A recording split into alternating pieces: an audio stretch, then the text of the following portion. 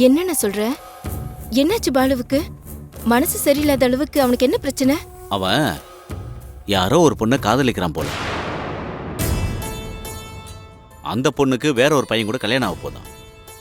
அதான் அந்த பொண்ணு தனக்கு கிடைக்க மாட்டாலும் நினைச்சு ரொம்ப ஃபீல் பண்ணிட்டு இருக்காமா. என்னென்ன சொல்ற?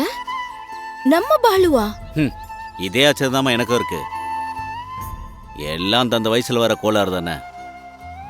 ஆனா இந்த காதல் தோல்வினால இந்த மாதிரி பசங்கள்லாம் வாழ்க்கையே தோல்வியான மாதிரி ஃபீல் பண்ணிட்டு இருக்கானுங்க.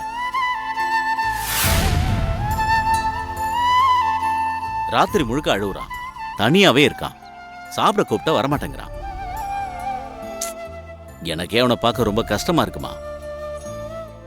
இந்த விஷயம் அம்மாவுக்கு விஜய்க்கெல்லாம் தெரியாது. தெரிஞ்சா அவங்க என்ன ஏதுன்னு கேட்க போய் எதுவும் பிரச்சனை கூட இதை பத்தி சொல்லலாமா. நீ பாலுவை பார்க்கணும்னு சொன்ன, அப்ப கூட அவன் தூங்கிட்டு இருக்கான்னு சொன்னல. இப்ப என்னென்ன பண்றது?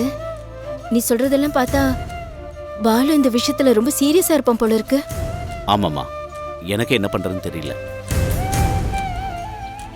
அதான் யார் அந்த பொண்ணுன்னு கேட்டு பேசி பார்க்கலான்னு முடிவு பண்ணிருக்கேன்.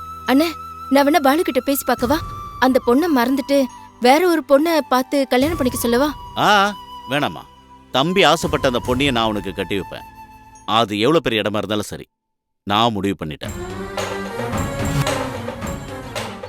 சரிம்மா, உங்ககிட்ட இதை பத்தி நான் அப்புறமா போன்ல பேசுறேன். நீங்க ஏதோ கல்யாண வேலையெல்லாம் இருக்குன்னு சொன்னீங்க, நீங்க கிளம்புங்க. நான் வேணா ஆட்டோ பிடிச்சிட்டுமா? அதெல்லாம் ஒண்ணு வேண்டாம், நாங்க பாத்துக்கிறோம். வாங்க. சரிம்மா, பாத்துக்கோங்க. வரேன். சரி.